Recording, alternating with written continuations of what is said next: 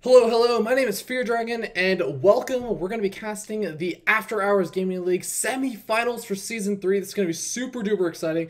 Surely you guys noticed if you were tuning in for the stream earlier on that I had the little logo saying, hey, you know what? Amazon versus Storm 8, the semi-finals of the After Hours Gaming League Season 3 is going to be happening right now. And you guys are all lovely enough to tune in for this, so as soon as the game actually starts to get up, they're just kind of sorting out a couple of details, getting up the lobby, making sure everything's ready and good. But in the meanwhile, we can just talk a little bit about these two teams. So let me give you guys a little bit of background about how badass these two teams are, okay, and what they have accomplished. So first we have Team Amazon. Now, for any of you guys who have been tuning in, so for some of my After Hours Gaming League casts, you'll definitely be familiar with Amazon. They've done some really fantastic stuff, shown us some really fantastic games, and right now, in the semifinals to get there, they actually had to beat Twitter, and Twitter was a previous semi-finalist from After Hours Gaming League Season 2, and they have managed to stomp over them with a 4-1 victory. In their group, they managed to go 5-2, and now they've made it here to play Storm 8. Now, Storm 8 is definitely a contender as well. As you know, Amazon, one of those teams, has been in After Hours Gaming League since Season 1, but Storm 8, new to the AHGL scene, and recently, just in their past match, they actually ended up beating Epic. And now Epic, you might be wondering, like, well, how good is Epic? Epic is pretty gosh darn good. They were a finalist in After Hours Gaming League Season 2 and are absolutely monstrous. So the fact that Storm 8 was able to beat them with a 4-2 victory just shows how unbelievably powerful this team is. They actually managed to go 2-5 in their groups, which is, obviously not the most ideal score, but they've really got their stuff together in the late stages of the AHGL, and they're going to be looking to definitely try and take this series so they can move on to the finals, and the finals are going to be incredibly epic. So, that being said, looks like players are getting ready, getting into the lobby, and we're going to go ahead and see when exactly this game is going to get started. So I'm just going to give you guys a little bit of heads up. So we do already know exactly what the format is for which player is going to play who and all that stuff if you've been tuning in for the AHGL. Sorry. All right. We do know who's going to be playing it. Right now we're going to be seeing Cicero, the Protoss player, versus Shiver, who's also a Protoss player playing on Neoplanet S. Game is getting started. Let's go ahead and jump in and introduce the players.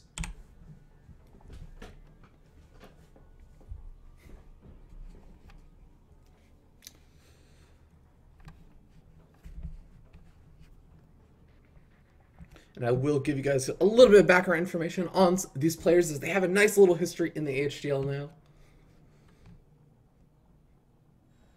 Alrighty guys, we are live and in here. Let's go ahead and introduce the players spawning up here in the top right hand corner of Neoplanet S. We have the red Protoss player representing Team Storm 8. His name is Storm 8's Shiver. And his opponent, spawning down here in the bottom left-hand corner of Neoplanet S, is the blue Protoss representing Team Amazon. It is going to be Amazon Cicero. And both these players have a nice little history behind them. Cicero, actually the team captain for Team Amazon, has played a couple of games as a PvP in AHGL. In fact, I think it's his most played matchup in the AHGL, so I don't know if he's trying to snipe the Protoss versus Protoss games or what, but unfortunately for him, his PvP win rate is actually not that amazing. It's currently 1-3, and I'm not going to lie, I've seen him forget a lot of those PvPs. So we'll end up seeing if that's going to work out. I feel like in Heart of the Swarm, Forgate is just not quite as strong as it used to be in Wings of Liberty. So hopefully he does have some nice builds planned for this match and specifically. And yeah, his opponent actually, Shiver over here, is currently 1-1 in PvP. Or sorry, 1-1 in the HGL, but 1-0 in PvP. So that's technically a 100% win rate. Things bode quite well for him.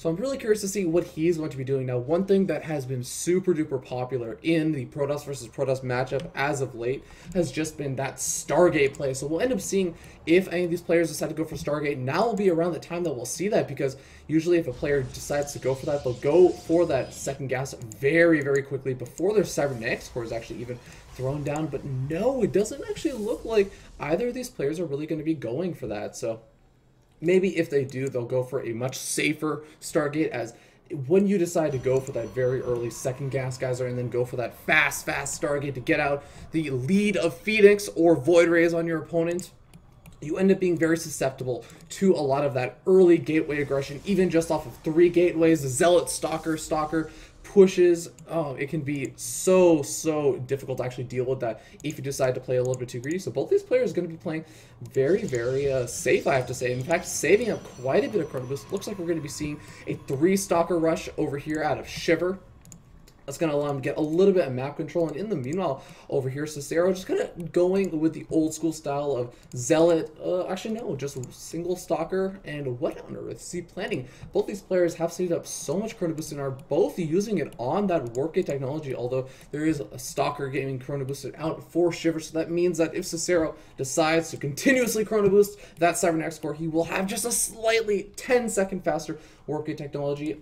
We'll have to see if that actually comes to play. I don't think it likely will, unless one... Oh, what on earth is this? Shiver throwing down the Forge and looking like he wants to expand.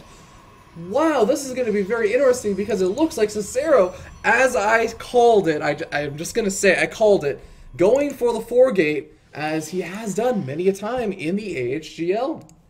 And PvP, one of those matchups where, you know, I think really right now you're not expecting the 4-gate, because you think, oh, well, if you have a Mothership core out, you can just hold off the 4-gate. And here we end up seeing some nice micro going on. Almost actually is able to pick off the probe. So Cicero doing a nice job at doing that. But in the meanwhile, oh, actually, sorry, Shiver able to pick off Cicero's probe, getting those colors a little bit mixed up. Cicero actually going to be in a very difficult situation, as this pylon has been scouted. He has a second pylon already up, but the Stalker is going to go down to those 2 Stalkers, and now this Zealot also going to go down as well. When is Cicero's Warpgate going to be finishing up? It's just now morphing in. Shivers is not quite done yet. He will not have Warpgate technology for this push. Here come in 3 Stalkers. 2 of the pylons still remain for Cicero, and this could be very difficult for Shiver, but he has 3 photon cannons up, and Cicero doesn't even care. He's just going straight over into the main. He's going to be able to try and take off this Stalker, but the Stalker is going to be able to actually manage to snipe off that other Stalker, and oh my god, I think that Shiver is just barely ahead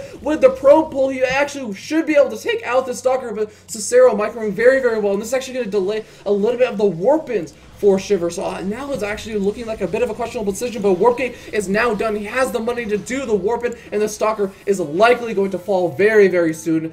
Now, here are a couple things that are worth noting. In fact, Cicero now throwing down that second gas geyser and looking like he wants to transition. Yep, there's going to be actually the Nexus now. This is what's super interesting. Cicero was able to actually delay that Nexus from going up for such a long time. Look at this. The Nexus is actually going up later for Shiver, even though Cicero had added on more gateways first. And, I mean, what exactly is the advantage for Shiver right now? Basically, he has these 3 cannons. He's invested 450 minerals into this defense. That's going to make him very passive. And, whoa! Cicero actually canceled that Nexus that he was going to be building, so that is very interesting. Does he feel like he can break his opponent? Is he going for a... what on earth is he doing? I actually have no idea. He's not going for a robotics facility, so we're not going to be seeing some sort of warp prism play. I'm really curious to see what he intends to do to try and break this, because I think trying to break 3 photon cannons and going up to 4 is going to be not the best and most ideal situation. This is just not going to go very well, but it looks like he's committed to it. He's going to go in. The Zealots are taking quite a bit of damage from those photon cannons, but it's allowing the Stalkers to get by without taking too much damage. The Zealots now just working their way over onto the Stalkers. The Stalkers trying to get the best wall off on that ramp as they can, and wow, it just looks like Cicero not even going to engage any of those photon cannons, but it's not working out too well for Shiver. This is so surprising. There's a single Zealot and 2 Stalkers that managed to survive and make their way into the main base. Now the probes are actually being pulled. We can see over here is 23 probes to 18 probes, and the probe cannon is actually just continuing to dwindle. So even though Shiver actually has that natural expansion up. He's just losing so many probes. So there's going to be the GG coming out. And we end up seeing Cicero from Team Amazon take game number 1.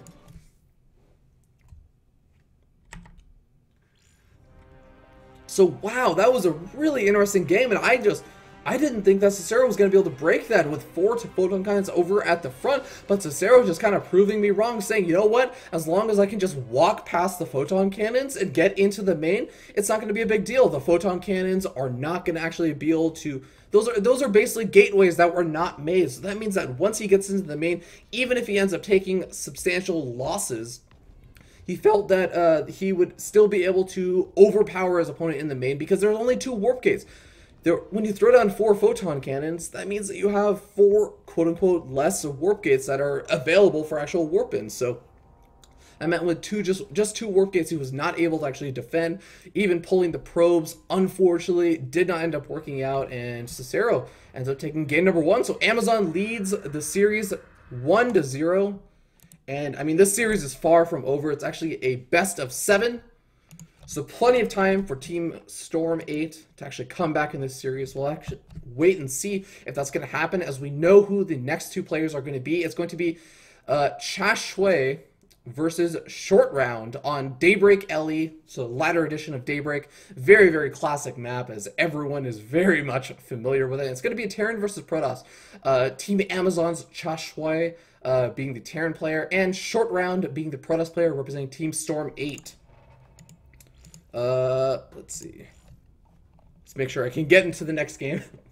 But yeah, this is going to be very, very interesting. And just to talk a little bit about these players, Chashui is a Terran player, currently 2-1 in the AHGL Season 3. And, you know, I'd like to think of him as a bit more of a... well, actually, I'll talk a little bit about his playstyle a little bit later. I don't want to be giving away too many secrets until the game starts. Let the players do their own research.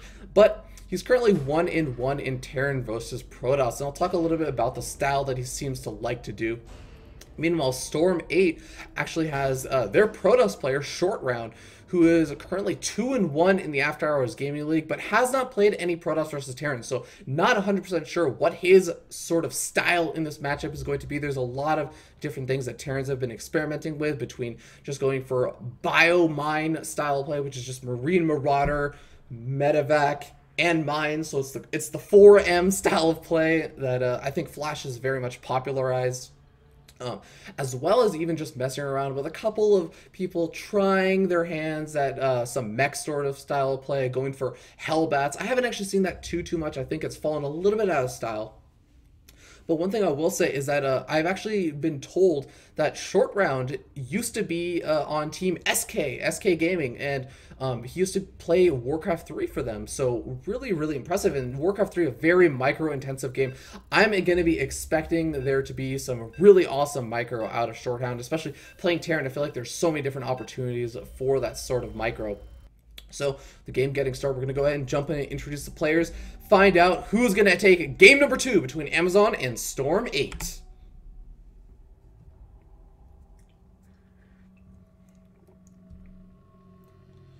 As the map loads, we should be finding this out very, very soon.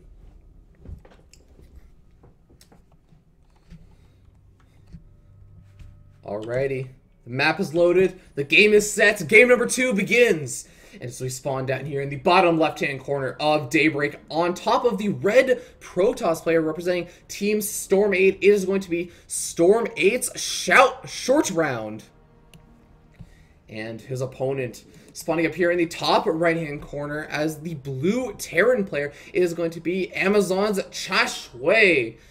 And I mean, Terran versus Protoss on this map, it's going to be very, very interesting. Daybreak used to be one of those maps in Wings of Liberty where everyone kind of say, oh yeah, this is probably like one of the most balanced and like best maps that you can really play on, because it's just so even for all the different races. And I feel like Terran versus Protoss in Heart of the Swarm, maybe this is just a personal opinion, but I feel like it's really not quite as balanced as it was in Wings of Liberty. I feel like Protoss players have been struggling a little bit against Terran on this map, just because of how spread out their bases end up being. So a Protoss player has a very difficult time trying to defend that third expansion, just because Terran players have so much utility in their drops with that speed boost that You know, it can be very, very difficult for a Protoss player to spread their units out across this very long distance and try and deal with those drops.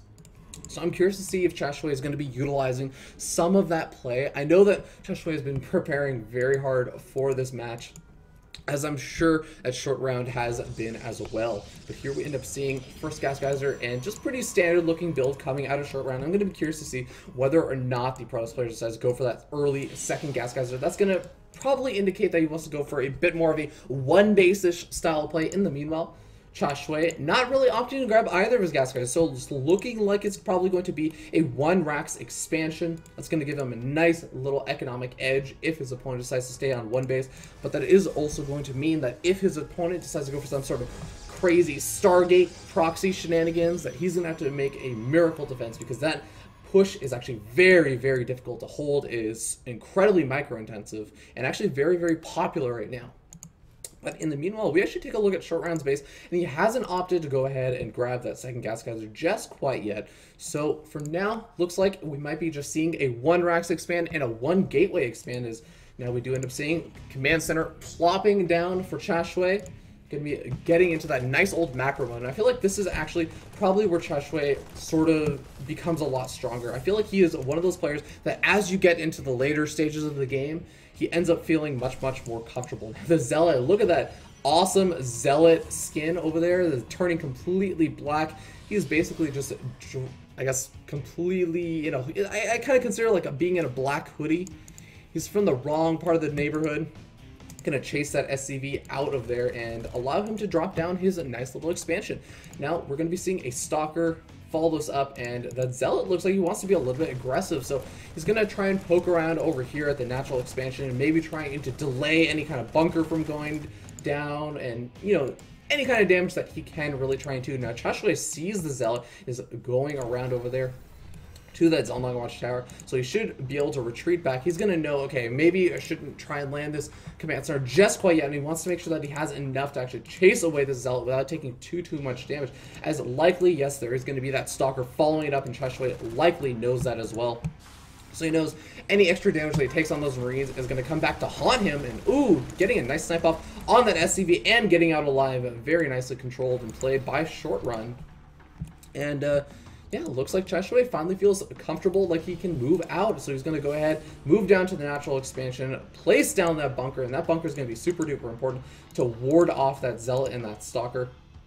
In the meanwhile, we see like the second assimilator has been taken, and a one gateway forge, and that is very, very interesting. That's going to delay a little bit of his tech just because he has to invest that 100 gas into that +1 armor, but at the same time, it's going to give him a nice advantage. And ooh, we're going to see a Twilight Council. This is starting to look like Short Round wants to go for a DT harassment sort of style of play. And I wouldn't be too surprised if we saw a robotics facility added on sometime in the near future just to get a Warp Prism and add a little bit of potential to that drop style of play with the DT. It allows him to get straight into the main base and stops just a single missile turret from really being able to shut down any of that kind of play, as well as that wall-in, as that wall-in can be super duper effective. Looks like we're getting quite a bit of lag. It's very unfortunate.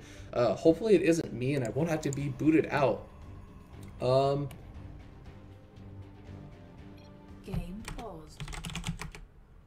Alright guys, I'm actually gonna have to leave the game, so this is super duper unfortunate. So hopefully we'll find out what happens in that game. Maybe I'll go back and cast the replay afterwards if we have some time later. I don't want to be one of the people that's lagging the game. That's the absolute worst thing that can happen, basically, because, you know, especially Terran vs. Protoss, I was talking about how micro intensive this matchup can be, and how especially Terran needs some micro and very much focus on that. So with that being said, we're just going to go to a bit of a break, and hopefully things will be ironed out. I'm going to go ahead and take a look at my internet and make sure I can optimize it. And if everything works out there, we'll be back in for game number 3, and we'll find out the result of game number 2. Hopefully that's not going to be the case, or it's not going to be an issue. But yeah, so sorry guys, and I will see you in a little bit. Take care, guys.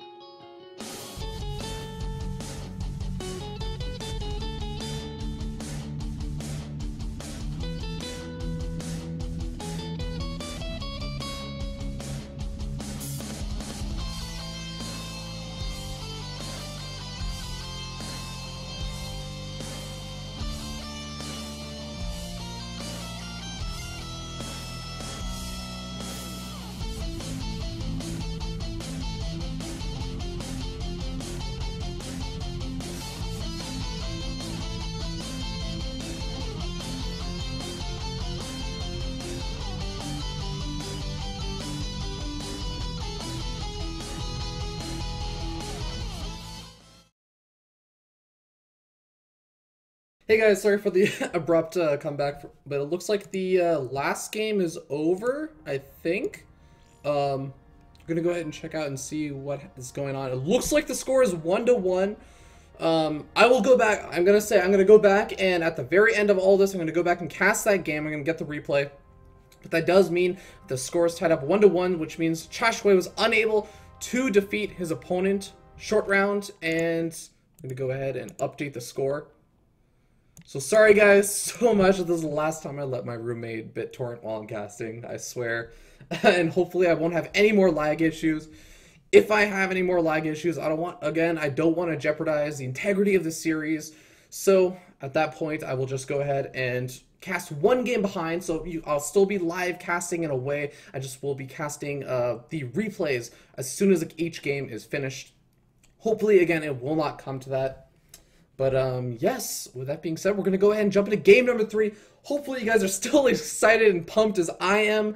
As, you know, 1-1, this series could seriously go anywhere. It's a best of 7, so that means that you have to get at least 4 wins to advance on to the finals of the After Hours Gaming League Season 3. And yeah, the next game is going to be a Zerg versus Zerg, so we're going to see our second mirror matchup of the series. So it looks like probably my internet is just saying, you know what, you're only allowed to cast when it's a mirror matchup, because I only got to cast the PvP. I wanted to cast the TvP that was looking like it was going to be super epic, but unfortunately we're just going to go and jump into a ZVZ, which is going to be super cool, and I'll tell you why, because we're going to be seeing a ZVZ on Belcher Vestige, the latter edition, of course, and it's going to be Amazon's Metzelmats versus Storm8's Nasher. And yeah, looks like the players are pretty much getting ready. Everyone's saying my body is ready for this game, and I mean, I have to say, I'm not even sure if my body's ready. It's getting there, but I think it's gonna take a little bit of time. I'm gonna have to load before my body is completely ready. So go ahead and jump in, introduce the players as soon as they finish loading. Oh no! Oh no! I'm just gonna say, if you see this message, to my experience, there's like a 95% chance that everyone's going to immediately drop out of the game as soon as it finishes loading. So we're going to sit here and talk, and hopefully that's not going to be the case. Hopefully everything will load A-okay, and we're going to jump in and have an awesome ZVZ on Belcher Vestige. But I'm going to say it's not likely. We're probably going to be waiting for a little bit longer. But that does give me a little bit of time to just talk a little bit about these players. So Metzelmats, representing Team Amazon. He is, in fact, one of the very heavily played players in Team Amazon for the AHGL. He's played actually 8 games in just the group stages. That's not even including the last round against Twitter. And he's currently 5-3, I believe. So really, really strong player, I have to say. I love watching him play, as has some really awesome style play, and I'll go a little bit more into that, but he's currently 3-1 in ZVZ, so that kind of goes to show, like, he's not messing around. He knows what he's doing in this matchup. In the meanwhile, we actually have Nasher, who looks like a little bit unfortunate for him, because I believe, yeah, the teams have to submit their lineups. They say, oh, I want, you know, Nasher to play on this. Oh, is the game actually going to load? Nope. Nope, the game didn't load. Sorry, guys. False alarm. Okay, but yeah, Nasher is actually one of those players who is actually 1-4 in the AHGL, but actually 0-1 in ZVZ. So I'm really curious to see how comfortable he actually feels in ZVZ.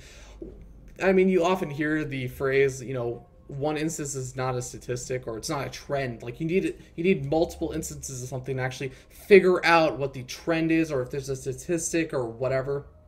So I'm not going to judge it based on that, but I feel like he has not been feeling super comfortable maybe with some of the matchups in the AHGL, so we'll wait and see. I feel like he's up against a pretty strong opponent, but Storm8 has a very strong team. They've definitely won some really unbelievable games, so I want to see how exactly this ends up going.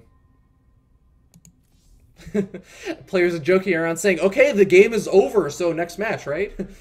I don't know who would have been considered winning there, because, I mean, nobody technically disconnected first, to my knowledge anyways. But the players did load in. With that being said, we're going to go back into the lobby, hopefully get all this stuff underway as we go ahead and jump into game number 3. Zerg versus Zerg once again on Belshare Vestige, and yeah, I guess I'll take this a little bit of time to talk a little bit about myself for anyone who's tuning in for the first time to me. My name is Fear Dragon. I'm actually not a representative of any of the teams in the AHGL, nor am I actually an official caster for it right now. But, you know, just enjoying the live cast, and yeah, I think that the players are pretty much ready. But if you enjoy my commentary in any capacity whatsoever, go ahead and check me out at youtube.com/feardragon64. I have to plug myself because I'm just trying to fill up time right now.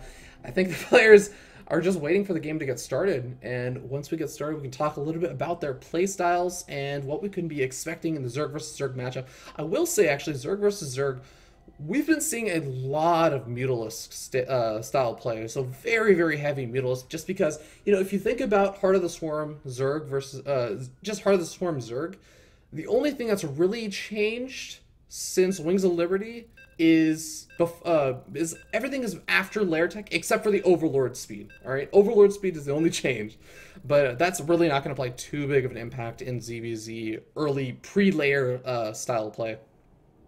All right, and the game is going to go ahead and get started. But yeah, so really all the little tactics of getting to the lair tech in ZVZ is still applicable. That same style of play. So if you know Wings of Liberty ZVZ, you know Heart of the Swarm pre-layer ZVZ. And yeah, we're going to go ahead and talk a little bit more about that after we introduce the players. Spawning up here in the top left-hand corner of Belshare Vestige. Finally actually spawning and not just disconnecting out or anything of the sort. We have the red Zerg player representing Team Storm 8. It is going to be Storm 8's Nasher. And his opponent spawning down here in the bottom right-hand corner of Belshare Vestige as the blue Zerg player representing Team Amazon is going to be Amazon's one of their top players, and maybe even one of the contenders for ace player of Amazon is going to be Amazon's Metzelmats.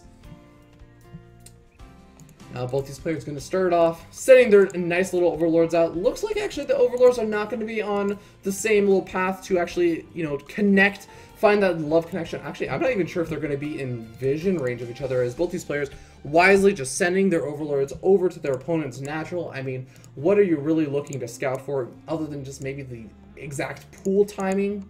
But that really won't be too big of an issue as long as you know if your opponent's going for some sort of 10 pool or something, you should be okay. And you want to make sure those overlords don't actually get sniped by the queen. And yeah, these overlords are not even going to see each other.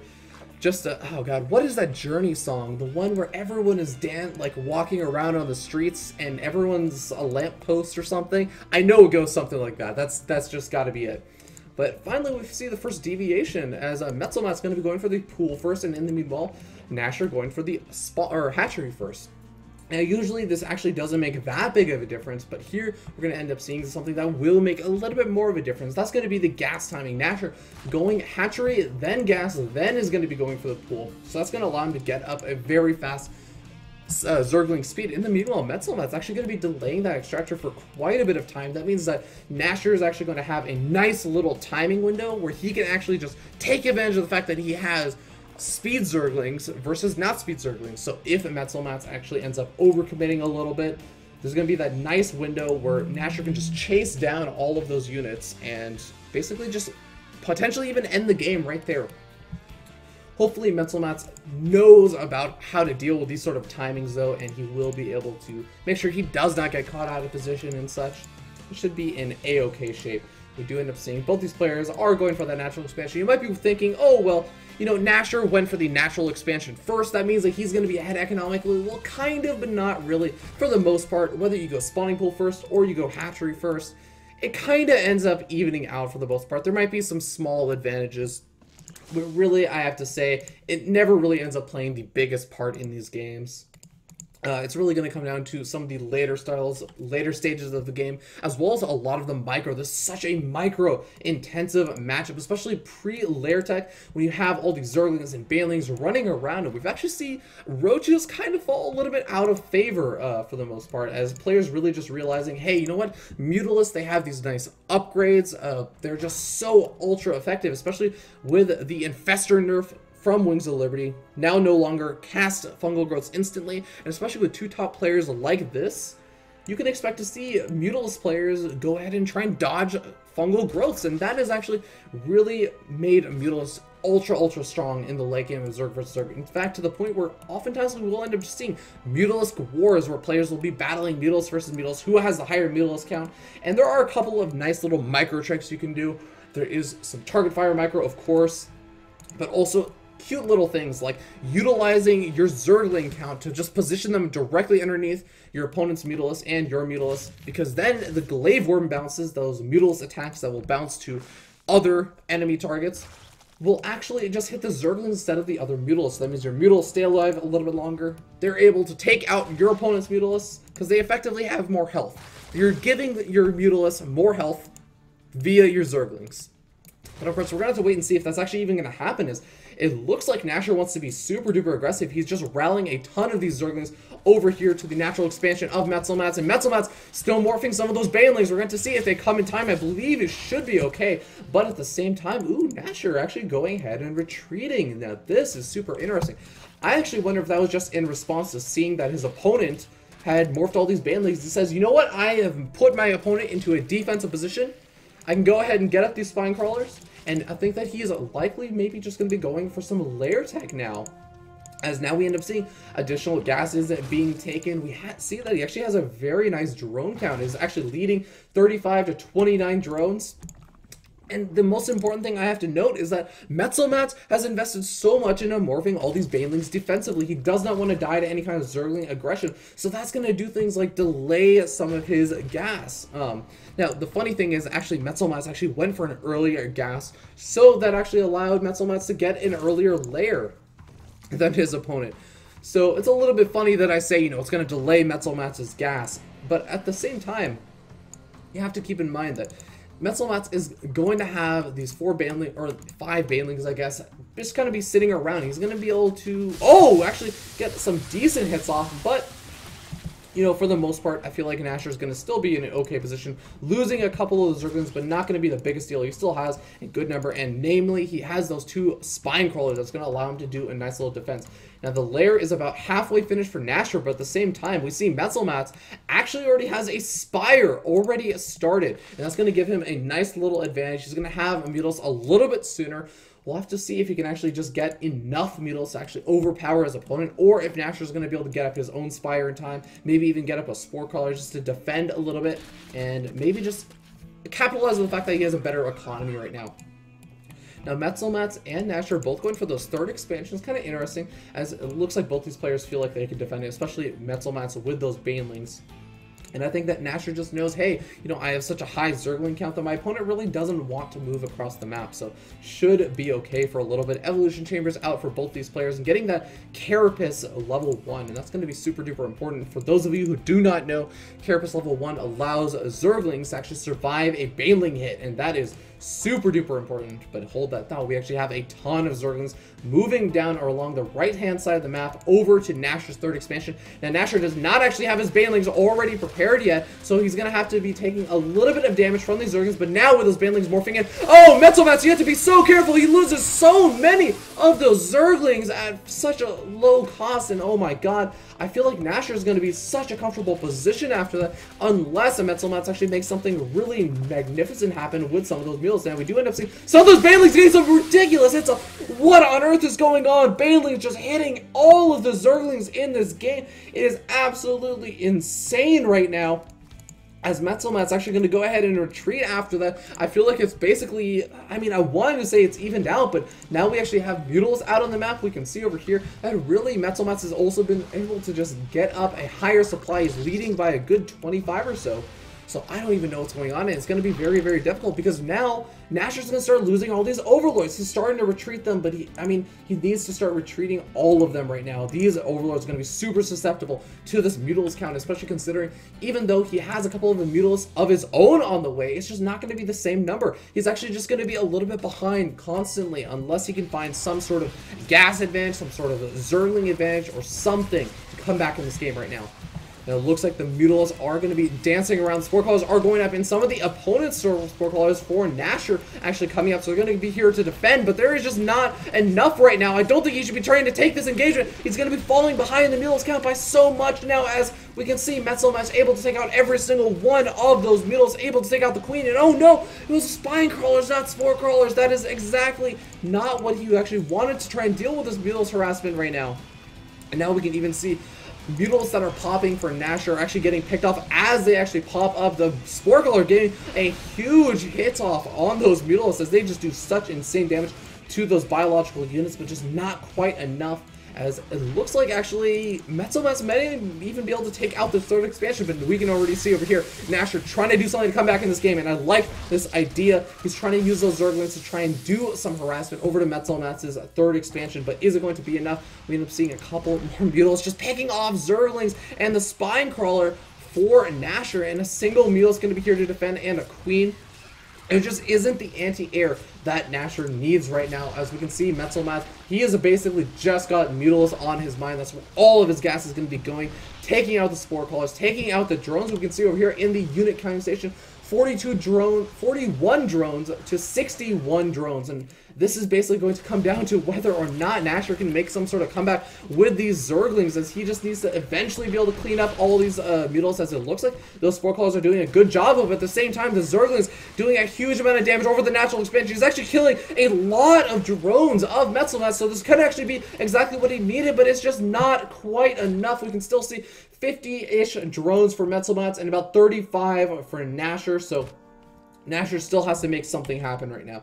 Now, the other nice thing is that actually for Nasher is that he actually was able to kill off quite a few of those Mules with the Spore Crawlers, and just basically using those Zergling Brennbites attacks Metzelmatz's APM and basically allowing him to get those Spore Crawlers to kill off a ton of those Mules. But at the same time, Metzelmatz is on 3 base. That means he has 6 gas geysers to produce Mutilas with, and that is going to be absolutely critical. He's able to come in over here. There are just not enough Mutilas again for Nasher, and that's going to actually spell GG coming out of Nasher. So Metzelmatz able to take that game number 3 and put the series 2-1 for Team Amazon. Now, we just saw a really awesome ZVZ, as I said, Mutilas versus Mutilas, basically the biggest meta game in Zerg vs. Zerg right now. You oftentimes don't see anything but that right now. But a really awesome play from both those players. I feel like the advantage really just came down to Metzelmatz able to defend against any kind of aggression that his opponent did while getting a much faster layer tech. And that allowed him to get his Spire much quicker. That allowed him to get out his Mutilas before his opponent. And by doing all of that, his Mutilas count was just consistently higher. He was able to harass the third, and even though his opponent originally had an economic advantage in having that slightly more delayed layer tech, unfortunately, when you have Mutilas in your base killing off your drones, you lose your economic advantage. So Metzelmatz was able to take game number 3, and this is going to bring the series 2-1, as I said before. And, I mean, it's still seriously anyone's game right now. And I just want to quickly note, how awesome is it that I'm not lagging anymore. I'm super happy about that.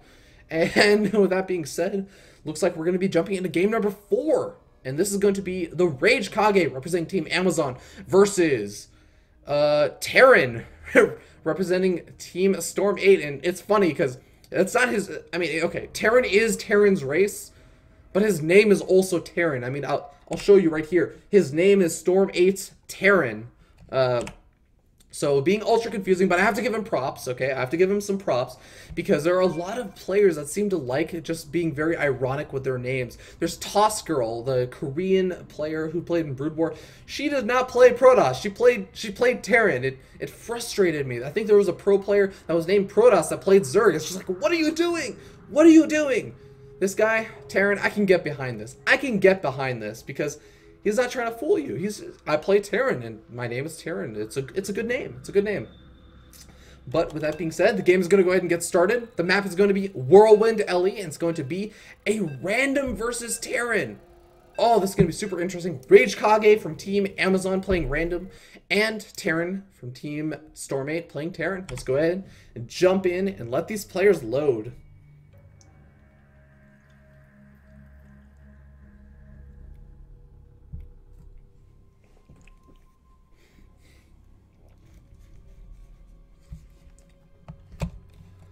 Alrighty, let's find out.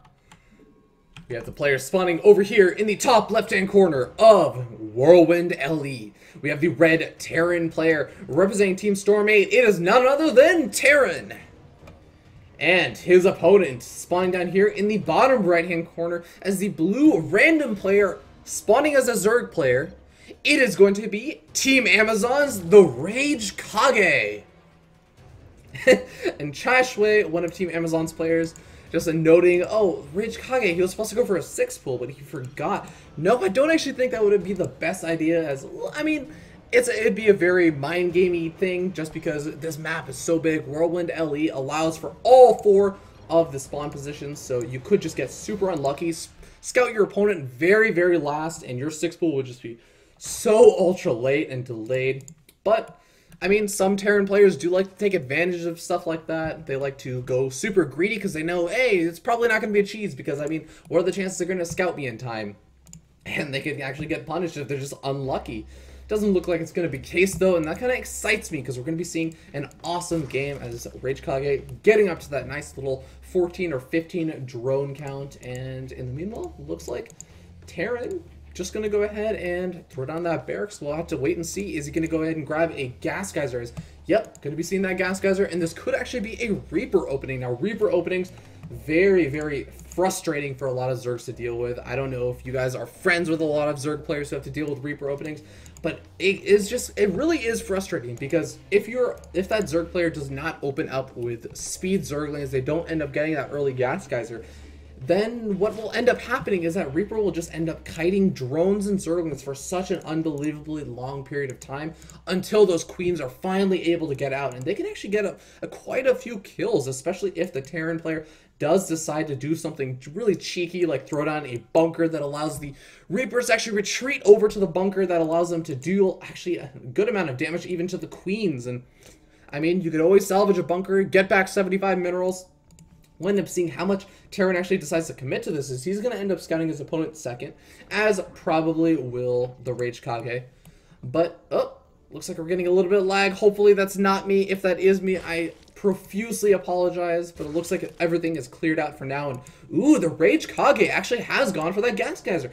So if this is some sort of, or if this was going to be some sort of Reaper opening, it looks like it's not going to be anymore, as Terran's just going to go ahead and add on a tech lab and add on a second barracks. So we're not going to be seeing an expansion being thrown down just quite yet, as this is going to be a very, very aggressive build, and those speed Zerglings are going to become so insanely useful for that. And ooh, getting an evolution chamber, this is interesting, as I mean, he's going to have that evolution chamber finish up in time for him to actually go for +1 carapace or go for speed Zerglings, and I'm really curious to see what he ends up going for. It looks like it's going to be, oh wow, +1 melee attacks. Is this going to be a Baneling bus?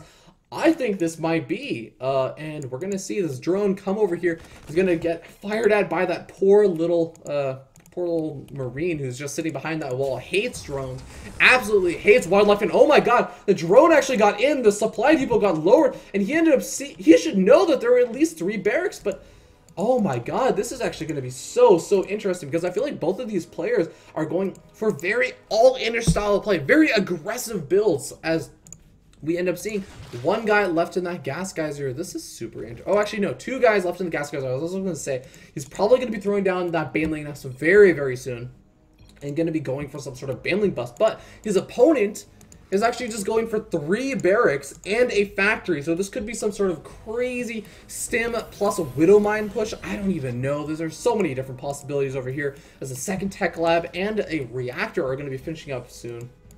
And I mean, what is going to be going on? Only time will tell. We do not end up seeing a Baneling that's actually being thrown down just quite yet. So just going to be getting Zergling speed. And I feel like this is not working out super well for the Rage Kage. He probably wanted that the Terran opponent to be going for some sort of expansion. He'd be able to deny that, but with this wall in, I'm not sure if he's actually going to be able to break that. We actually don't even have a command center on the way. We have a starboard on the way, in fact, and a Widow Mine. So the Widow Mine actually should be very, very effective against all of those Zerglings that we're going to be seeing out of the Rage Kage. And I'm curious if the Rage Kage is just going to be trying to transition out, as, I mean, we end up seeing he's going for a Baneling nest now. So, this is This is a very iffy situation. Going for a Spore Call. This is kind of interesting. What did he actually end up seeing? He hasn't actually ended up seeing anything that I think would indicate that there was going to be Banshee play. I guess the Spore Call actually, on second thought, it makes sense now. Sorry guys, I'm a little bit slow right now, but of course the Spore Call is just for the Widow Mine detection. Doesn't want Widow Mines to just land over in his mineral line, and that is something that kind of makes a lot of sense. And we're actually going to be seeing Widow Mines out and the Medevac out as well. So the Widow Mine might very well just get picked up and sent over, try and drop over in the main base while doing pressure at the natural expansion. Gonna wait and see if that's gonna be the case, as both these players just playing super defensive, and Rage Kage now finally going for that third expansion. So finally looking like he wants to transition now, just gonna be utilizing the fact that, hey, I got +1 melee attacks. That's gonna give me a little bit more control on the map. Maybe if my opponent decides to try and do some sort of push out, he should be in a much better defensive position. So he feels safe. Hey, I can go ahead and take this third. I know that my opponent was at least going for a 3 barracks before command center sort of style play. So he should be in a good position. But we're going to see double drop loaded up and speeding away. Just wants to get to his opponent's base as fast as humanly possible. Or Terranly possible. I don't even know. But look at this. This is such a large army out for the Rage Kage. And oh my god, morphing more banelings. Now here is going to be a really interesting thing is the Rage Kage going to be trying to move out and put on some aggression? Because if he decides to move out, he's going to be so out of position. He's going to be just taking so much damage right now, as, I mean, really, he doesn't have a whole lot of defenses. Yeah, he has a single Spore Caller. He's going to be able to scout out the Widow Mines, but oh no, it looks like he actually knows exactly what's up. He's going to keep all these units over at home. He's going to be prepared. The Overlord should be spotting this Medevac drop, and he's actually going to be able to come in. The Medevac should be picking up all these units right now. Oh no, he's not picking up the units right now. He's going to be losing so much, as now we finally end up seeing quite a few of those units lost, as actually 6 supply actually ends up being lost over there. And the Widow Mine does manage to burrow over there. Additional Marines and Marauders actually end up getting taken out. And the poor Widow Mine going to be trying to make his way over to... Wow, that is the most ballsy Widow Mine possible. I'd love to see the Spore Caller maybe just move over here and just take that out. But in the meanwhile, we're going to be seeing an attempt at dropping over the third. But no, the Rage Kage is completely on top of that. And Terran looking like he's having a bit of a difficult time trying to do a lot of this damage. Now, he is actually taking a natural expansion behind all of this. So, I mean, he's not in a terrible position right now. He does have that, so he can actually start to transition out. But still, I feel like he's just not doing quite as much damage as he would like. Now, he's doing some nice damage over here. Gonna weaken up and soften up that third hatchery and just be very annoying. The most important thing right now, I think, is just that he is taxing the Rage Kage's APM right now. Even if he has not been able to kill a lot of those workers, he's been able to force out a lot of these units. And again, he's taxing, could actually be delaying larva injections. We can see this queen over here building up a bit of energy. But I mean, overall, I don't think this drop has been super duper effective. And the nice thing though, Terran actually scouts out that the Spire is on the way. At least if he is not mistaking that for a Spore Caller, because I have seen players time and time again see this building Spire and they think, oh, it's just another Spore Crawler. He's probably just preparing for some sort of defense. Now, hopefully he doesn't think that, and he's going to be preparing for the Beetles. And yes, Terran is a fantastic player, unlike me. He's going to be preparing for the Beetles, throwing down those missile turrets, and needs to get up some missile turrets over that natural expansion, as that's going to be a very vulnerable location right now. As, I mean, the Rage Kage, even though he doesn't have as ridiculous of a drone count as he likely would like right now, he still has 3 bases, and that's going to allow him to mine off of his 5th and 6th gas geysers as soon as he wants to, and that's going to allow him to get up a very large Mutalisk cloud. So we'll end up seeing how well that's going to work out for the Rage Kage, or if Terran is just going to have a really good positioning, as really with +1 weapons against a +0/+0 Mutalisk, he could be in a very nice position to actually fend off all his Mutalisks. I mean, he has 2 missile turrets sitting over in his main base, could just plop down his Marines over to his natural expansion, especially with Widow Mines. Oh, Widow Mines, a very scary prospect for a lot of Zerg players. And now they do end up having to keep those Overlords, or Overseers I should say, with their Mutalisk Cloud. They need to make sure that they don't run the Mutalisks into those Widow Mines, because those Widow Mines will just one-shot each Mutalisks and then do a ton of splash damage over to all the remaining Mutalisks in the cloud. And the Muto's actually, surprisingly enough, just going to go ahead and back up. I guess he sees that there is quite a bit of a defense. He can see the missile strike. He saw the Widow Mine. And probably just going to say, you know what? No, I have committed my opponent to being very defensive. I'm just going to go ahead and retreat and stop the Muto's production entirely. And I kind of like that decision. He sees, you know, why take a chance that you're not going to be able to do any damage and basically just end up sacrificing those Mutos. Those Mutos can be very useful for at least dealing with some of the drop play. Even if you only have 4 Mutos, 4 Mutos will still end up attacking a medevac if there is that drop inside your base. And they're very, very mobile. So keep them alive, utilize them for what you need, and go ahead and just transition out. Now he's going to be going for the +2 melee attacks as well as the +2 Carapace upgrade. And just adding on so many Zerglings. This is going to be a very, very scary army, but I feel like maybe getting a couple more Banelings would actually be a little bit beneficial considering how much gas he has. But I guess he's going for a Hive Tech, so might be seeing some Vipers coming out very, very soon. Just going to have to wait and see what exactly the Rage Kage has planned for this game.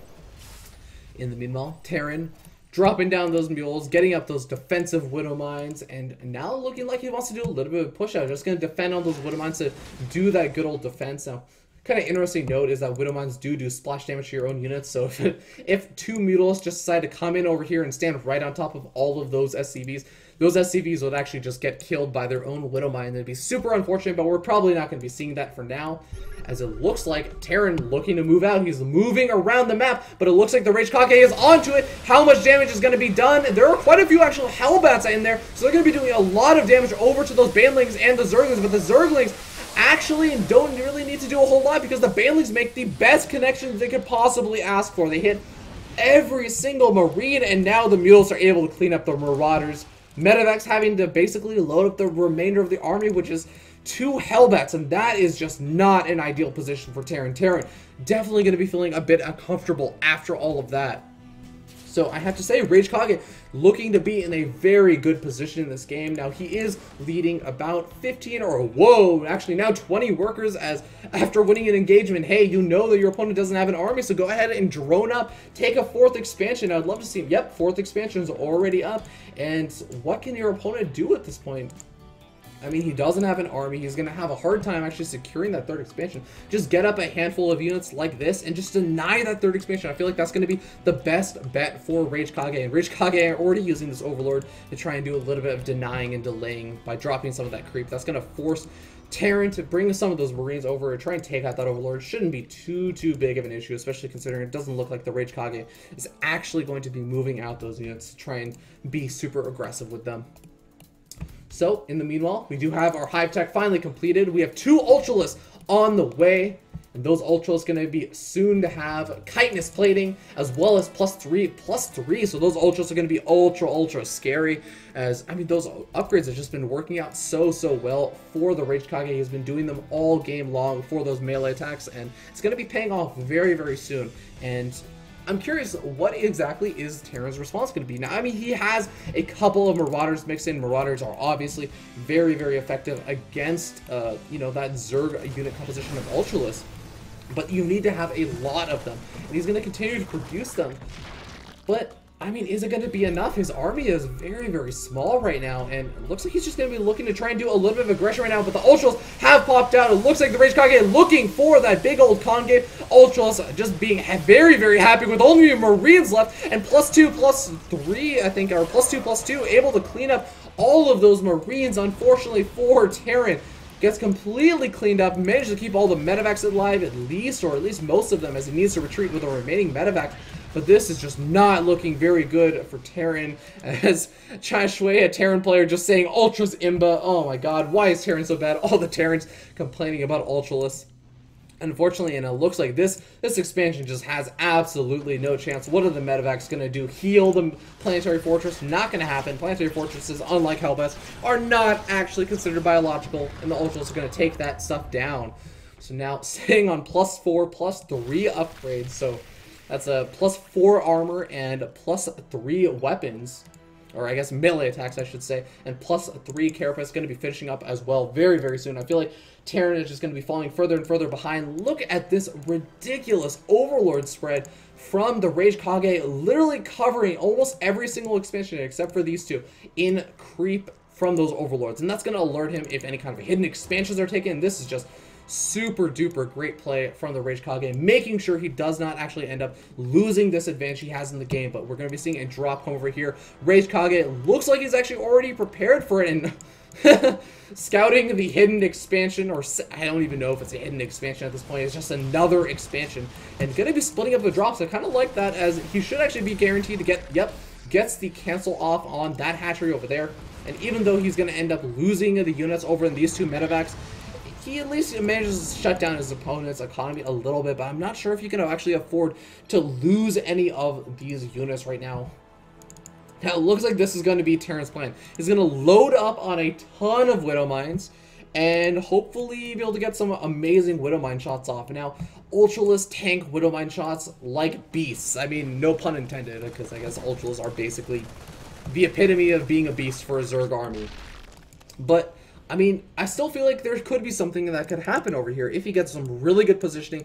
Maybe position some of these. Oh, actually, position all the Widow Mines over here. He could actually end up burrowing them and take really big shots on all of those Zerglings, all of those Banelings, even eliminating a lot of the mills. Maybe the Marauders can actually clean up, but oh no, actually, looks like alerted to the Widow Mines' existence, but it looks like the Widow Mines don't really care. They're going to go ahead and get some big shots off. Ultralisks don't give a damn, though. Gonna go ahead and clean up that entire army. Only 5 or so, I think maybe 6 units remain inside those medevacs. Gonna be chased down by the Mutals, and the third is shut down once again. A command center being built over here, maybe looking to turn into a planetary fortress eventually. But it looks like the Rage Kage is just going to be playing this super duper safe. Does not want to sacrifice this game, although I feel like honestly he could just maybe push in, once again deny this third expansion, get up an Overseer or something to take out some of those Widow Mines, and he should be A-OK golden to just move in and attack. And I feel like Terran is basically just kind of buying a little bit of time, maybe just making sure he doesn't have any chance in this game. Just, you know, if you have the slightest chance, why not play it out? It's not like you're really delaying or, you know, taxing your own APM. This is going to be the last game that he has to play unless he decides to play the ace match. So why not just make one of those players a little bit more tired? If they end up going on to play the ace match, hey, they're going to be a little bit more tired for that ace match. And we do end up seeing Rage Kage moving in, storming through, killing off all of those SCVs. And I feel like this is likely going to be GG, guys. I'm not really sure how good your drop micro would have to be to come back and take out all of these Ultralisks, but at the same time, we do end up seeing a drop over here, and there's going to be the GVG, obviously, game versus game. Good game coming out from Storm 8's player, and we're going to be going on to game number 4 as Team Amazon leading up the series a little bit further now. And actually, I think, oh, sorry, that was the wrong screen. Looks like, actually, hold on. That was actually game number 4. So we're going to move on to game number 5. And Team Amazon leading 3-1. Sorry, guys. Not being able to cast game number 2 really is just throwing me off. But, I mean, some really fantastic play from both those players. And I really just feel like it came down to Storm 8's player, Terran, went for that very aggressive style of play, going for the 3 racks, and then the factory, and then the starport, all before actually expanding. And he tried to do some of that drop harass, but Metzelmat's also going for a very aggressive style of play, and upon scouting his opponent, was able to say, you know what?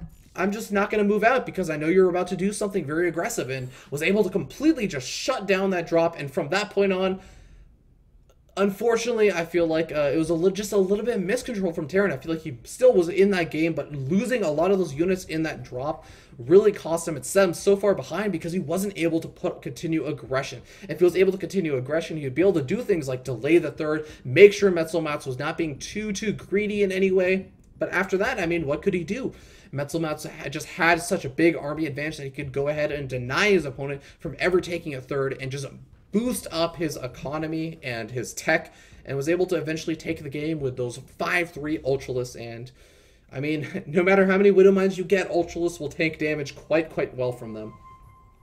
So with that being said, we're going to jump into the next game. It's going to be Catfish, representing Team Amazon as a Protoss player, versus Uber Dabbling, representing Team Storm 8 as a Terran player. So we're going to be seeing yet another Protoss versus Terran.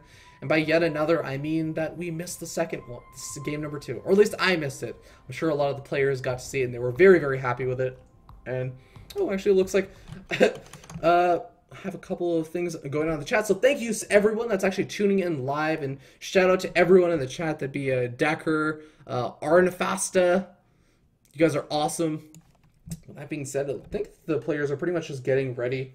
And once they are ready, we're going to go ahead and jump into the game. Now, just talk a little bit about these two players. Now, we have over here for representing Team Amazon, Catfish. Now, Catfish is kind of interesting because he hasn't actually played in the After Hours Gaming League for Season 3. And he's a Pro Dust player, so he's going to be a bit of a wild card. Amazon can kind of throw him out there because you think about it as all those replays and those videos from the previous AHGL games are actually available. You can see a little bit about the play style and the tech choices that a player will decide to make, but that's not really available for Catfish. So Catfish might be able to monopolize on that, really throw in some really strange and odd builds, and might be able to etch out an advantage for that. Now, on the other hand, Uber Dabbling has played for the AHGL quite a bit, actually. Currently 7-3 in the AHGL and 3-0 in Terran versus Protoss. So going to be feeling very, very comfortable. Now, again, he is the Terran, so going to be seeing some awesome games. I feel like Uber Dabbling is probably going to be one of these strong players. There's a fly in my camera. Sorry. I get distracted very easily, but Uber Dabbling probably going to be one of the very strong players for Storm 8. So definitely going to be looking to see Storm 8 make some sort of comeback over here. Going to be probably looking to go 2-3. I think that's a definite possibility. We'll have to wait and see as the game starts. The map is going to be Newkirk Precinct, which, by the way, fun fact, this is my highest win rate map, 90%. just thought I'd throw that out there. I'm a Pro Dust player, so I'll talk a little bit about that in a second, but we're going to go ahead and jump in, introduce the players. Spawning down here in the bottom right-hand corner of Newkirk Precinct as the red Terran player, it is going to be, representing Team Storm 8, it is going to be Uber Dabbling. And his opponent, spawning down here in the bottom left-hand corner of Newkirk Precinct as the blue Protoss player representing Team Amazon, it is going to be Amazon's wild card, Catfish. Catfish, definitely the biggest the weirdest name so far, I have to say. Is, I mean, cats and fish don't really mix, I guess. I mean, it would basically be a carnivore, or sorry, not a carnivore, it'd be a cannibal. It'd be eating itself, because the cat part would try to eat the fish part if it had a fin. That'd actually be very, very painful. So hopefully Catfish doesn't eat himself apart in this game, as he definitely needs his fingers to at least play. He can eat his fins for all I care, but as long as his fingers and his eyes are there, he can play StarCraft and he can give us a good show. Okay, you know what, Pretzel? All right, Pretzel saying that Catfish is a type of fish. I don't care, man. All right. That's spelled with C-A-T-F-I-S-H. You know what? This is spelled K-A-T-F-I-S-H. This is clearly not the same thing. I don't know what you're talking about, Pretzel. You're insane. Go home, you're drunk. And with that being said, we're going to go ahead and see how these players are opening up. So it looks like Uber Dabbling, go ahead and opening up with a barracks. Oh, getting a little bit of lag. I really hope that's not me again, guys. I'm looking at my internet, and it looks like it's stable right now. So I don't think it's me. Hopefully it's not. But in the meanwhile, we have Catfish over here opening up with his first gas geyser, getting that first gateway as well. So just looking everything super duper standard for both these players. Now, will we end up seeing gas? Yes! Here's going to be the first difference between game number 2 and game number 5. We're going to be seeing the gas geyser taken for Uber Dabbling. So that's going to mean that Uber Dabbling has a little bit more potential to be aggressive. You can go for some faster tech, such as, you know, hit some nice stim timings. You can go for a nice Reaper opening. I don't actually think it's going to be a Reaper opening just based on the timing of this, as a gas geyser would have been probably a little bit earlier if it was going for Reapers. But also just hitting some nice 3 base aggression kind of play. Could even be going for a very fast factory, going for widow mines, drop play, all kinds of possibilities with a gas opening, and Protoss has to be very, very careful of it. Now, does actually Catfish know about this gas? Yes, he does, and his response is going to be to open up with a second gas himself. That's going to allow him to go for some faster tech. Could be going for a robotic facility, or a Stargate, or even going for a Templar, or a Twilight Council, and that's going to allow him to eventually get Dark Shrine up. Very, very actually popular right now is going for that Dark Shrine in conjunction with a Warp Prism, just doing some of that harassment, and then in the meanwhile going for an expansion behind it. But I don't think that's going to be the case, as we actually see a proxy pylon out for Catfish. So Catfish looking like he wants to be very aggressive. I wouldn't be too surprised if this was going to be a proxy Stargate bust. And you might be wondering, what the heck is a proxy Stargate bust? Well, a proxy Stargate bust is when you go ahead, build a pylon out in the center of the map or somewhere out close to your opponent's base, and then you build a Stargate, and then you get up an Oracle. Now, what is the Oracle for? you may ask, as the Zealot just wails away at a ton of those Marines and the SCVs. Able to actually get out alive as well. That's actually going to be super duper useful. Delaying that bunker. Oh no. Actually, this could actually be super important. Yeah. Uber Dabbling needs to get up that bunker if he wants to be able to deal with this, as the Stalker is now out, and the Stalker actually doing some good damage to those Marines. Wow, this Zealot Stalker composition is just being super duper effective. He actually might even be able to delay this command center a little bit. Oh man, that's got to be super duper annoying and painful for Uber Dabbling, having to pull a ton of SCVs. Oh man, this is not where he wants to be. Even the bunker was almost taken out. But just to go back to this, we end up seeing the Mothership Core coming in for some, you know, multi-prong harass, coming in from the back, giving the little twofer. One in the front and two in the back. This is the hidden one. And, you know, he's going to be able to take out at least one Marine and should probably back up after this, as now he doesn't actually have any shields left over. The Zealot and the Stalker being super aggressive. Once again, able to finish that bunker, though. That's going to allow that Marine to get into the bunker. Thank God that Marine is able to safely get in there. He's going to go and repair that up. But now he's going to have to try and deal with this Mothership Core, which is taking out 5 workers slash Marines. Holy cow, this is insane. And now the Oracle is going to be coming in. The Marine is going to get cleaned up. And there's just not any answer to this. The SCVs are going to try and attack the air units. It looks like no, going to go ahead and retreat to the natural expansion. But I feel like that's going to be GG coming out of Uber Dabbling. And Catfish takes a very, very quick game number 5. Wow. And I'm going to need a drink of water after that one, guys. Hold on.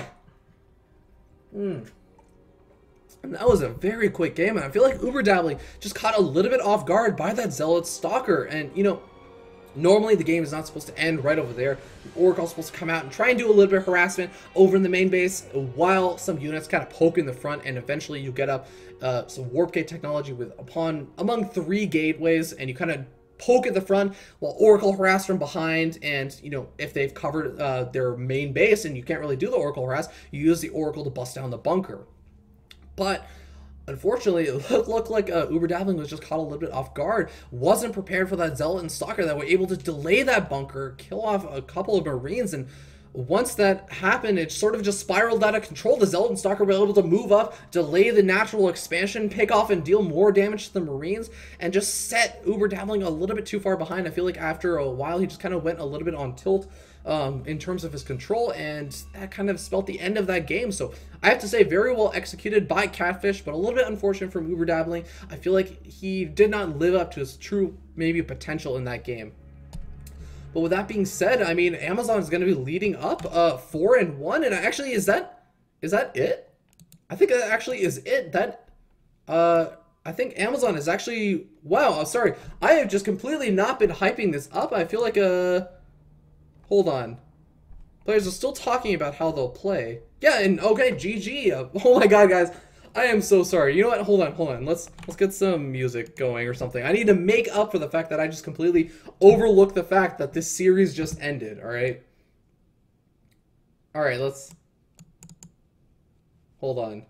Let's get some music going and we'll make up for this. Alright, there we go.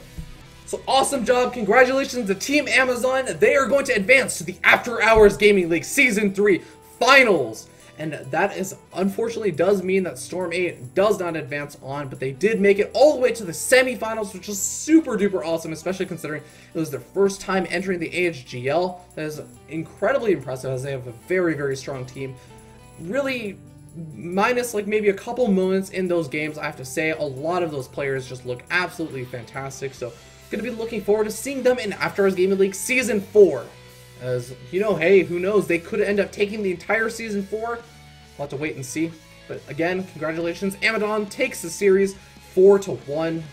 And yeah, that's going to be the end of the series. Now, I am going to go ahead and cast game number 2. Once again, that's going to be Cicero versus Short Round. So I'm going to go ahead and ask for the replay for that, and we'll go ahead and cast that in just a couple of seconds. Stay tuned, guys. We'll be back in just a little bit.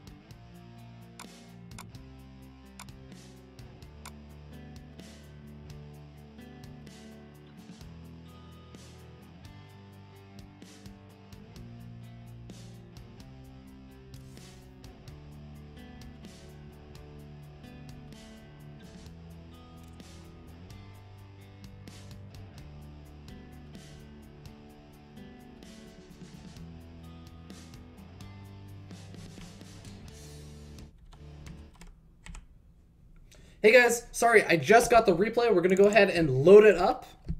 And we're going to go ahead and cast game number 2. So, gonna just sit tight for a second. I'm going to go ahead and back this up. And hopefully you guys did not notice that replay timer. Alright. But with that being said, I'm going to go ahead and jump in, introduce the players in just a second. Get a nice drink of water. Alright guys, the score is 1-0. And we're going to jump into game number 2 between Amazon's Cha Shui and Storm 8's Short Round.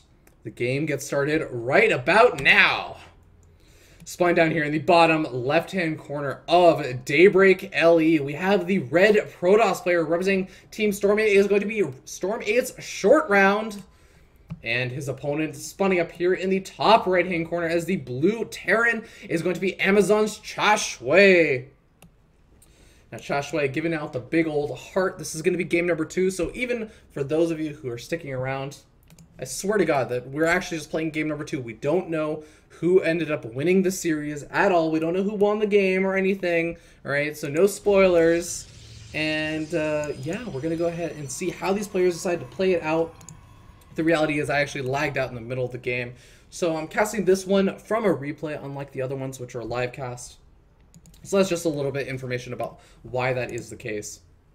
But hey, no harm in it, especially if you're watching from the VODs. You're just going to get to enjoy game number 2 just as if it was any other game. And that also means that absolutely zero lag is going to be possible. So with that being said, we'll see what these players are going to be doing now. I talked a little bit about it before, but Cha Shui is a Terran player from Team Amazon, currently 2-1 in the After Hours Gaming League, and he is a bit more of a macro-heavy style of Terran. I feel like he really finds a stride in the later stages of Terran versus Protoss, although he has had a couple of issues dealing with very high Templar heavy Protoss players, such as Amazon tends to have.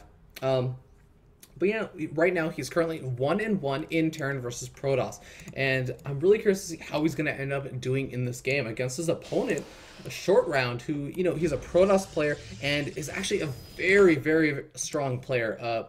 Actually, I just want to talk a little bit about his history. He used to be on Team SK Gaming when he played Warcraft 3, so that means that he used to play at a very, very high level of Warcraft 3, and Warcraft 3 is a very micro-intensive game.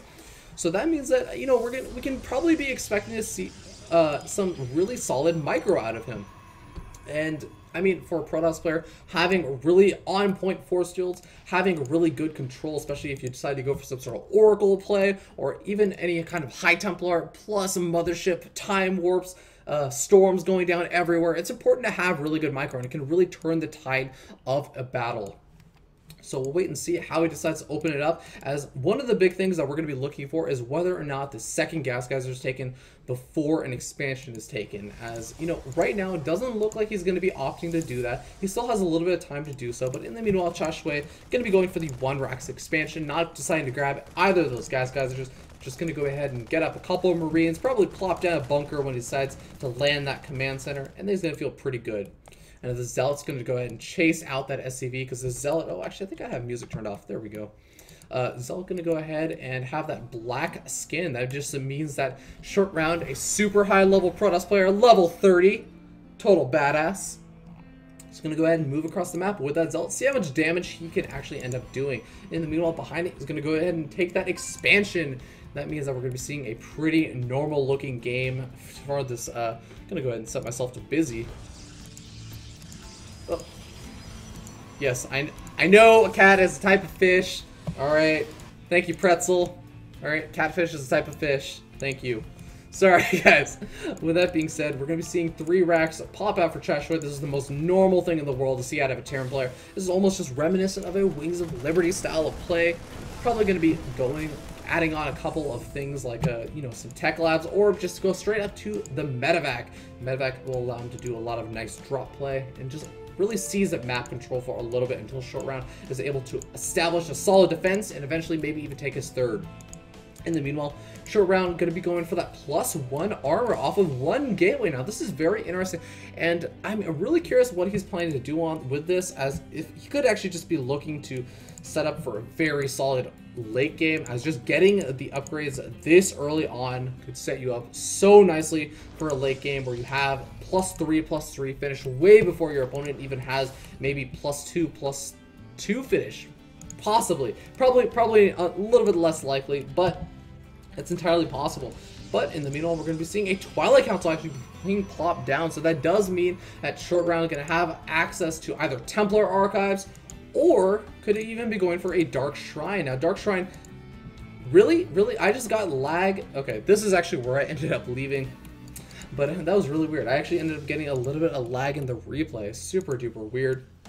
But I mean, you know, the Twilight Council has been a little bit more popular these days in Protoss versus Terran, just because Dark Templar have been super duper effective, especially if you get a Warp Prism up. You can go ahead and go for some Dark Templar drops, and it is so difficult and scary for a Terran player to deal with, because behind all of that, the Protoss player can just go ahead and take a third, and if the Terran decides to push, he has the advantage of the Mothership Core. Now, that Mothership Core has that good old Photon Overcharge, where he can basically turn that turn the Nexus into a cannon and delay and just shut down so many of these Marine pressure timings a Terran player would like to do if they saw a Protoss player going super greedy and taking a very fast third expansion. But it doesn't look like we're going to be seeing that just quite yet, because we're going to be seeing a Templar Archives being plopped down. So Templar Archives being plopped down, and of course, oh, Money Scan going down. Should be seeing that Templar Archives and know exactly what is up. So Chashui are going to have to prepare for that High Templar style of play, as High Templars are just, I have to say, having casted a couple of his games in the past, not his favorite unit. I think it's probably his least favorite unit, as Storm is just one of those things that you have to do such a good job of dodging in those engagements, because if you eat too many Storms, you could just get completely obliterated in the engagement before you have Ghosts. And, you know, I also have to say, a really nice play from Short Round, being able to get up some really solid upgrades. He's going to be able to get up that charge, as well as the fact that going for that early Twilight Council allows him to start the +2 armor very, very early. And then meanwhile, in comparison, we can see Chashui only sitting on +1 infantry weapon. So that means that he's going to be a little bit behind in the upgrades, especially even for this push. I mean, he might be looking to hit this push timing right when +1 weapons finishes, but that's still a good 60 seconds off, so I'm not sure how effective this is going to be, especially since he's, again, going to be up against +1 armor, potentially even +2 armor by the time his +1 weapons actually ends up coming around to finishing. Now, a couple things worth noting is +1, or I guess a Zealot charge is already finished up, so with a couple additional Warp-In rounds, he could actually end up doing a ton of damage to this Marine cluster, but doesn't look like it's going to be the case. It looks like he just wanted to scout around for the third, does not want to be caught off guard by a very greedy Protoss player, then goes ahead and heads home. So with that being said, I'm really curious to see whether or not Chashui is going to feel comfortable going ahead and taking that third expansion. He has it already finished up, could end up doing something of the sort, but it looks like Short Round going to go ahead and scout out his opponent's third expansion. And that is going to be tipping off to say, hey, you know what, my opponent has not taken that third yet. It looks like he might try and be a little bit aggressive for now, as we can actually end up seeing 2 medevacs and a handful of Marines moving their way down into a very peculiar position. Looks like they might want to load up for a drop over into the main base. Is his opponent going to be prepared? We see a single High Templar warped in over here toward between the natural expansion and the third. Another High Templar over here, going to be able to do some nice feedbacking action, and another High Templar in the main. So this looks like a Short Round is going to be very much prepared for any kind of drop play that Chashui is going to be trying to go for, especially with Zealots that have charge and those +2 armor. He should be ultra prepared. I don't think that the drop play is going to be able to be very, very effective unless he gets at an exact timing when all of his warp kits are off of cooldown, and it looks like that actually might be the case, as the double drop is going to be coming in around down to the bottom side over into the main, and in the meanwhile he's just going to be trying to bait his opponent's army over to the top side with just 5 or so Marines and 2 medevacs. Now this could be very, very effective, as we see the entire army just moving over to the third expansion. He wants to be prepared for any kind of push that's going to be coming up at the same time. Storm being dropped down on the drop that's going on inside the main, but the nice, very nice spread coming out from Chashui, able to take out so many of these probes. You can see the probe count has already dwindled quite a bit, and now he's just going to medevac zoom out of there. Managed to keep a full medevac worth of Marines alive, but also managed to lose a couple of those as well. So you know, a bit of here and there for the trade, but now we end up seeing a couple of those Marines trying to move into the third, see what damage they can do, but nope, it looks like Short Round already prepared for it, and Storm 8 looking to be in a pretty decent position. Only thing is, I have to say, is that Short Round is down in workers, and especially with the advantage that a Protoss player will have, or sorry, a Terran player will have with the mules, he has to be very, very careful. He needs to do some kind of aggression and make sure he can delay this third expansion. I love things like, even small things like this, where he delays this Protoss 6 or the Terran expansion with a pylon. It's going to be very, very effective. And actually, Chashway going for yet another drop, picking up even more workers. Doesn't look as actually being too super effective, considering there are 2 photon cannons already over there and ready to actually deal with any of those kind of drop plays. And even already has units positioned to deal with the third aggression over the third. So looks like Short Round should be sitting in a very comfortable position. But again, delaying that third expansion for such a long time allowed him to really catch up in that worker count. As it looks like, you know, even though Chashway had a nice worker lead, he kind of cut production for a bit, only really making 1 worker at a time right now, as you can see over here. And really just going to be utilizing some of those minerals to add on additional barracks and such. Now, we're going to be seeing a nice little push out from Short Round. He has quite a few as Zealots, actually. And remember, those are +2 Zealots that are going to have +3 armor. These Marines are going to do almost virtually 0 damage to all those Zealots. He's really going to be depending on those Ghost EMPs to take out those Archons and take out all the shields from his opponent. He's able to snipe off a ton of these High Templar. Does take a couple of storms. It actually ends up losing quite a bit, but still able to force out all of those storms. As long as he can get out with a good number of those SCVs, it does end up losing quite a huge chunk of them, actually, it looks like. But still, he managed to snipe off all the High Templar. If he can just get some good EMPs off on some of these Archons, it looks like, no, the flank is going to be coming in. The Zealots are going to clean up everything, and just a couple of units going to be loaded up into that medevac, and it looks like Short Round going to be able to easily deny his third expansion. This poor Refiner sitting at 19 health, not quite even built yet.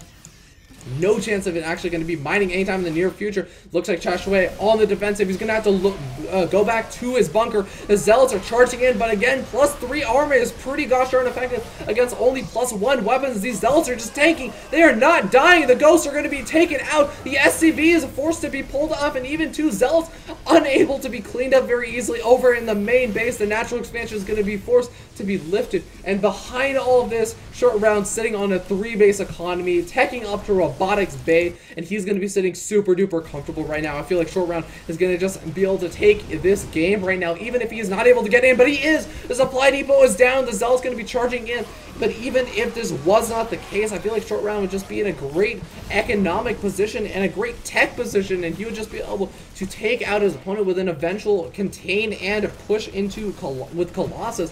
And now we do end up seeing the SCVs going into the fray, trying to just tank some damage for those Marines against the Zealots. The Zealots are eventually getting cleaned up, but here comes in the second warp-in round from the Zealots, and the High Templar are also coming in. There is just absolutely no chance for Chashway in this game unless he has the most badass dropship micro in the freaking world. The Zealots make their way into the base yet again, and Chashway likely going to have to tap out very, very soon. The Medevacs sitting at very, very low energy. The Storm going down on top of the remaining Marine Marauder Ball. And there's going to be the GG coming out from Chashway, as it looked like Storm 8 able to take this game number 2.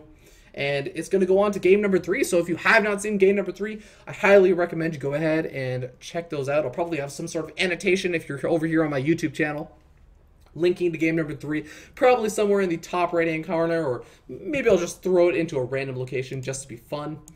But if you are done with the entire series, you've already seen the entire series because you are just watching me cast game number 2 for the first time, and you're watching the live stream on Twitch, thank you guys so much for tuning in. Well, actually, thank all of you for tuning in, even the YouTubers. And I will see you guys next time. I'm going to go ahead and hop out of this game. So should be done with wherever the video would cut off for the YouTubers. So again, I just want to bring it back over here. Whoop, bring it back over here. So thank you guys so much for tuning in. Amazon takes the series 4-1 with some really fantastic play, but Storm 8 showing some really fantastic games, as we saw over there. Really just absolutely scary Protoss play in the PVT matchup, and Cheshway, I know he was preparing quite a bit for that game. unfortunately was not able to take out his very, very scary opponent who used to be on Team SK Gaming for Warcraft 3. That just blows my mind, and now has an awesome job over at Storm 8. So I get very repetitive at the end of these casts, but thank you everyone that decided to tune in. Highly appreciate you guys sticking around, and hopefully you guys will enjoy my commentary. You can go ahead and follow me over on twitch.tv/FearDragon64 and over at youtube.com/FearDragon64. I'm honestly a little bit more active on my YouTube channel. Usually I just, when I have to cast something live, I will cast it over on my Twitch channel. So if you follow me, you'll get notifications when that kind of stuff happens, especially with the After Hours Gaming League kind of stuff. But beyond that, thank you guys all for tuning in, and congratulations to Team Amazon. They will go on to play whoever they end up playing over in the finals in, I guess, a week or two. I'm actually not sure exactly when that is, but please go ahead and check it out over at AfterHoursGamingLeague.tv to find out. With that being said, my name has been Fear Dragon, and I'm heading out. See you later, guys.